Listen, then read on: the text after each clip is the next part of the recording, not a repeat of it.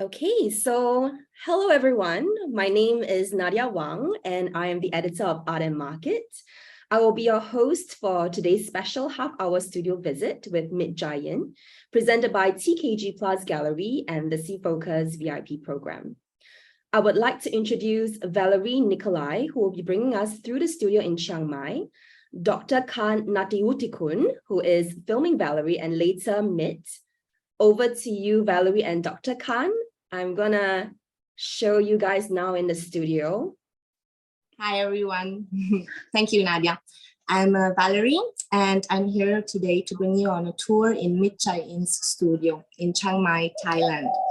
Here, first of all, you can see the entrance of the studio, and next to the entrance, the first area of this studio, which is especially the area for sculptures, where Mid works on his ongoing sculptures and newer works. This area is ideal, especially because for works that have to be dried under the sun, we can easily move these sculptures from under the roof to under the sun and dry quickly. Here in front, instead, you can find the medium area where Mid prepares his colors, which are based on linseed oil. And these colors are very durable. Some of these barbs you see are even 20 years old, and he revives them with linseed oil month after month, every season at least. Back to you, Nadia. Thank you for that, Valerie. It's so lovely to see the studio abuzz and to hear all of the sounds of nature as well. I especially love the bird song. I thought for a while that you were competing with the bird song, but it's such a nice soundtrack to what you're sharing with us. And of course, it's always nice to see works in progress and to see them kind of, in their natural environment. So we're going to take a moment for Valerie and Dr. Khan to move to the next section of the studio, where we're going to be looking at more works. So welcome back, Valerie. Tell us more. So this is the main area of the studio. As you can see, it's the larger part of the studio where Mid especially creates here his big works and big pieces. As example, he created here the pool for Sydney Biennale, which was around 20 meters by 10. Or an example for Dream World in Icon Gallery, he created the Dream Tunnel here, and which is more or less 15 by 8 meters. Also, another work that he created here was for Aichi Triennale, where in Arimatsu, a little village, ancient village, he created these screens to cover at least 10 houses. Now you can see also here, there are these ongoing works and objects which he developed, especially for Bangkok apartment project, which was shown in Dream Day at Jim Thompson. These works are different to each other. So they are each unique pieces which have various forms, shapes, and color. Behind, you can see large canvases which are hanging from the roof. And sunlight, natural sunlight comes from the roof too, which is important for Mid during daytime to work, but he works here also a lot during nighttime. Back to you, Nadia. Thank you for that, Valerie. Again, it's just incredible to see the whole studio and how, each part of the studio has, something going on together with the team to make all these works for the shows that Valerie mentioned. So, for example, the current exhibition that Mid has is Dream Day at Jim Thompson Arts Center in Bangkok. And this was built upon another exhibition called Dream World, which took place at Icon Gallery in the United Kingdom. And I understand from Mid that there is another one coming up. So we're going to chat with Mid shortly to find out what is going on? Hi, Mit, and I believe that's Tacha. Hi, Tacha as well. So Mit, we just saw a bit of your studio together with Valerie, and we wanted to ask you, how you came to this studio and what has changed or evolved about it in the years since. Hi, everyone. Pleasure to be meet all my dears in art world and in Singapore and everywhere. So the question is very hard to answer, but I will make it long story short is I have to have a studio after wandering around until I'm 50 years old. First, I planned that the whole life I should rent and be around. And Valerie know that she get a little bit busy with we were always moving around. So 10 years or 11 years ago, I start to get this place from friends. They give me to live, and then I start to build a temporary studio. First, I think I will be a painter for a while, but now I think the whole life I have to commit myself to paint and color and light to serve all of you. So this is answer the question. Yes, perfect. And I wonder, if you could tell us about a typical day in your life, revolving around the studio. I always awake, but mostly in my awakening is a dream. We live in the dream world. They call art, right? We call art system, art worlds, and art. It's a world. The whole world is mostly illusionate and dreamy state of being. As a part of this system, we can call this environment or this eco system of the art world. I sleep in the evening and in the morning, so I can be around with people daytime, and I can be alone with Tasha and some paint and my cigarette and coffee at night. So this is my daily, not daily, nightly and daily life. Got it. And you mentioned the dream, right? And your past two exhibitions have had the word dream in it. Could you tell us about Dream Day at Jim Thompson Art Center? I visited it when I was in Bangkok last month and really enjoyed it. And I wonder if you could tell us a bit more about the works in the exhibition. Okay. Intentionally, I think to me, what is not a dream, what is reality that we can sense is the light, and the light always shining for to have a layer as a colors and objects and matter and material, you see. And as a baby boomer, a peak of baby boomer that witness all this nightmare, bad dream, catastrophe, even all the dooms thing that I experienced with all my friends or humanity, let's say. And I would think that it will be the end. And I started dream work in the year 2000. You can see the small piece, I make 2000 pieces of work just to be a kind of name card or a credit card to the new age. And I was longing for the new age when I'm in the 70s. And as a young teen in the 70s, we were chanting all that imagine dream, imagine song and all that. There will be no war, no borders, and no even identity anymore. So, but it's still I'm waiting. But I'm sure soon before I die, I see many signs of, after the COVID, I see many signs of the dream. You can call it utopia dream, or broken, sloppy dream, whatever, philosophically or politically.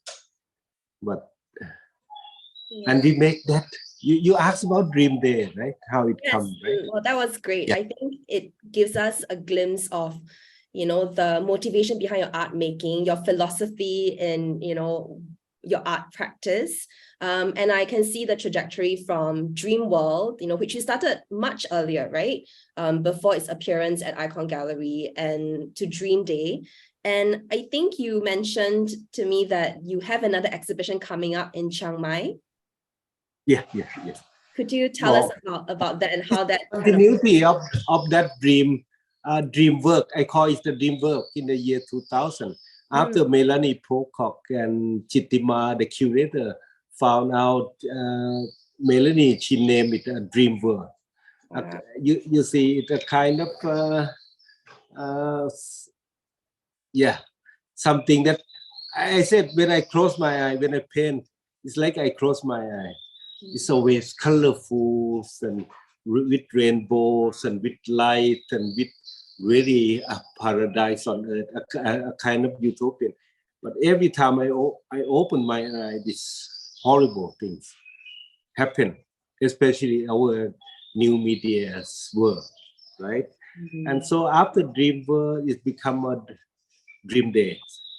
And soon I want to, because it against reality, and we cannot see a real reality nowadays, because everything had been,